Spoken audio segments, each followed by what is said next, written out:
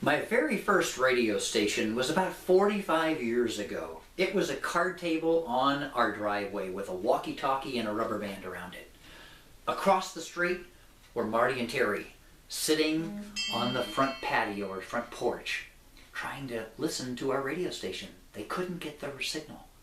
So Marty says to Terry, hey, let's go down to the street by the sewer. So they moved up closer to our driveway and to the radio station. They sit down on the sewer, and they still are not able to pick up the station. Marty says, you know what, maybe it is the battery. So he takes the back off of the walkie-talkie and sits it down, and he starts to oh no, the back of the walkie-talkie went down the sewer. Terry, being 3 years younger, says, hey, I'll see if I can get it. So he gets down on his hands and knees on the street, lays his head against the street, and begins to slide it in between the concrete slab above and below. And it's a little tight, but he gets in there, and there is good news. I can see the back. I think we can get it. And then he goes to pull his head. Oh, he can't pull his head out. Marty, I'm stuck. He starts to get frantic, and he's panicking. Marty tries to adjust his head, and he can't get his head out. They went and got the mom that was helping to babysit them, and she couldn't get him out. So she calls for help. 2 fire trucks and 2 police cars come up the street. The fireman jumps out, comes running over to Terry, gets down on his hands and knees and puts his hand on Terry and says, son, we're going to get you out. Calm down, we're going to get you out. It's going to be okay.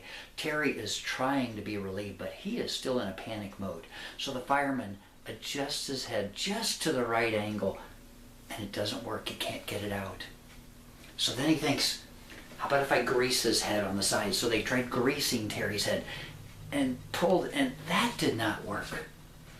What are they going to do?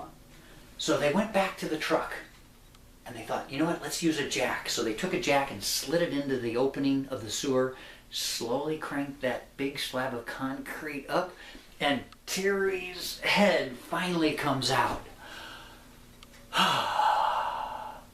Relief. How about you? Where have you run into a problem with your business or your personal life? You haven't taken the time to assess the environment around you, and you've actually gotten into a bigger problem than the first problem. Take the time when you run into a problem to be aware of your environment. Don't put yourself in a more risky place that could result in a bigger problem and you being stuck. Thank you.